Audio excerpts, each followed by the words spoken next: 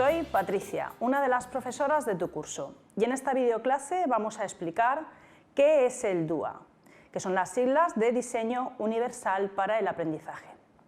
Desde hace tiempo, la normativa va recogiendo el concepto de la atención a la diversidad. Sabemos que en nuestras aulas tenemos alumnos diferentes en cuanto a capacidades, intereses, culturas, contextos. Los últimos avances neurocientíficos demuestran además que no existen dos cerebros iguales, y esta variabilidad cerebral hace que los alumnos accedan al aprendizaje y expresen lo que saben de diversas formas. Por lo tanto, está claro que desde el ámbito educativo es necesario dar una respuesta adecuada a esta diversidad. Al referirnos al DUA, hablamos de distintos conceptos interrelacionados. Hablamos de diversidad, hablamos de inclusión, hablamos de neurociencia, de metodologías inclusivas y hablamos también de nuevas tecnologías. Pero, ¿de dónde viene el concepto DUA? Bueno, pues es un concepto desarrollado por el CAST, cuyas siglas en inglés son Centro de Tecnología Especial Aplicada. Se trata de una organización sin ánimo de lucro que nació en 1984 y su finalidad era desarrollar tecnologías que apoyaran el proceso de aprendizaje de alumnos que tuviesen algún tipo de discapacidad, de tal modo que pudiesen acceder al mismo currículo que sus compañeros. Este concepto de DUA, que se aplica en el ámbito educativo, procede en realidad de un concepto de diseño universal en el ámbito de la arquitectura que apareció en la década de los 70 con un objetivo principal, que era diseñar y construir edificios y espacios públicos pensados desde el principio para atender la variedad de necesidades de todos los usuarios.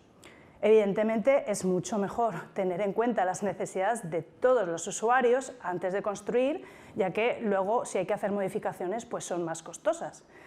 Por ejemplo, si se construye una rampa en lugar de escaleras, pues además de las personas con discapacidad, se beneficiarían otro tipo de usuarios. Por ejemplo, una persona que arrastra un carrito de bebé, una persona que lleva una maleta con ruedas. Con este concepto del DU, del diseño universal, aplicado al ámbito educativo, apareció el enfoque del DUA. Entonces, el foco de atención del DUA es el diseño del currículo y defiende que muchos currículos están diseñados para atender a la mayoría de los alumnos, pero no a todos, y esto provoca que para una minoría los objetivos son prácticamente inalcanzables. Por lo tanto, respecto a la atención a la diversidad, podemos extraer tres conclusiones.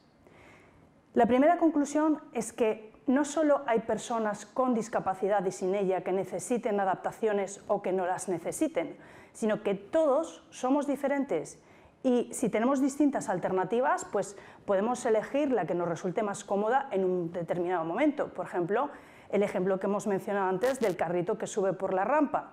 La rampa no sería solamente para sillas de ruedas. La segunda conclusión es que a veces las necesidades no son permanentes. Por ejemplo, puedo elegir un ascensor si tengo un esguince, si voy con muletas, aunque yo normalmente utilice y prefiera subir por las escaleras. La tercera de las conclusiones es que sería más correcto hablar de entornos discapacitantes que de personas discapacitadas. Si una persona no puede acceder a un edificio, la razón no es porque sea una persona discapacitada, sino porque la estructura del edificio no está diseñada para dar cabida a todas las personas. Por lo tanto, se hace más hincapié en el concepto de barreras que en el concepto de necesidades educativas especiales. En el ámbito educativo nos referiríamos a barreras en el aprendizaje y en la participación. El diseño universal para el aprendizaje lo que pretende es una mayor flexibilidad en el currículo para dar una respuesta educativa a todos. Esto ahora es más accesible gracias a las tecnologías de la información y la comunicación, porque nos ofrecen una gran versatilidad. Si todos tenemos derecho a educación y no hay un modelo único de alumno, ni una única manera de aprender, y las prácticas educativas tienen que atender a todo el alumnado, entonces estamos hablando de inclusión educativa, que según la UNESCO trata de responder a la diversidad de las necesidades de todos los estudiantes, reduciendo la exclusión en la educación y esto involucra, evidentemente, cambios y modificaciones en contenidos, en estructuras y en estrategias. Los investigadores del CAS descubrieron que las tecnologías que se diseñaban en un principio para el alumnado con discapacidad también las usaban los estudiantes sin ningún tipo de necesidad aparente y las usaban por iniciativa propia. Y esto planteó que quizá las dificultades para acceder al aprendizaje se debían no tanto a las capacidades de los alumnos, sino a la propia naturaleza de los materiales didácticos y de los métodos usados en el aula, que no podían satisfacer la diversidad del alumnado.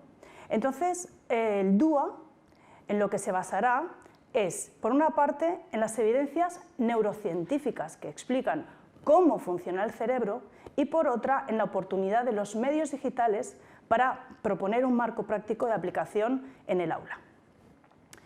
Antes hemos comentado que, según las últimas investigaciones, sabemos que los cerebros de nuestros alumnos funcionan de distinta forma, es decir, que también existe una gran diversidad neurológica entre las personas. Podemos hablar de 3 tipos de redes cerebrales que intervienen en el proceso de aprendizaje y que están especializadas en tareas específicas. El funcionamiento de cada una de estas redes es distinto en cada alumno. Tenemos redes de reconocimiento, que están especializadas en recibir y analizar la información. Tenemos redes estratégicas, especializadas en planificar, ejecutar y monitorizar las acciones. Y tenemos redes afectivas, que asignan significados emocionales a las tareas y están relacionados con la motivación y con la implicación en el aprendizaje.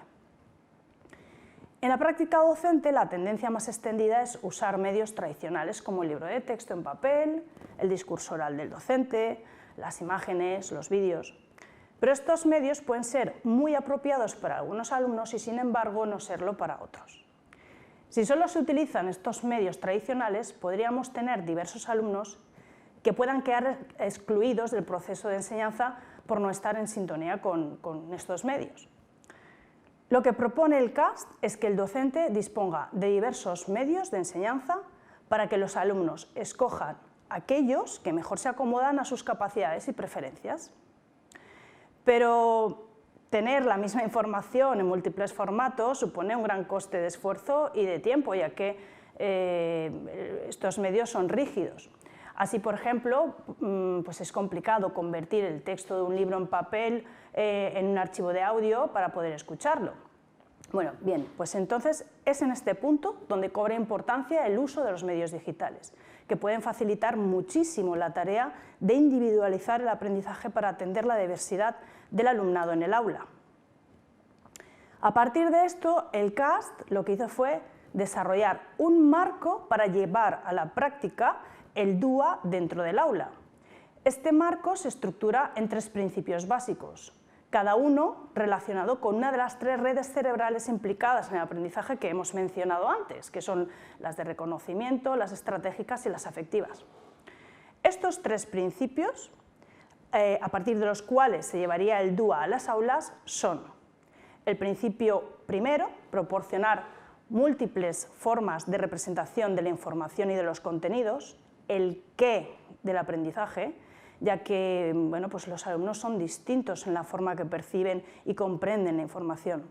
El principio segundo, que es proporcionar múltiples formas de expresión en del aprendizaje, es decir, el cómo del aprendizaje, puesto que pues cada alumno tiene sus propias habilidades estratégicas y organizativas para poder expresar lo que sabe.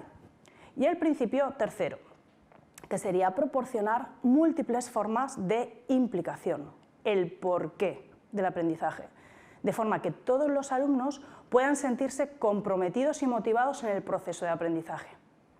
A su vez, cada uno de estos principios se desarrolla a través de 3 pautas de aplicación. Desde el primer principio se intentará proporcionar opciones para la percepción, el lenguaje y los símbolos y la comprensión. Desde el segundo principio se proporcionarán opciones para la acción física, la expresión y la comunicación y las funciones ejecutivas.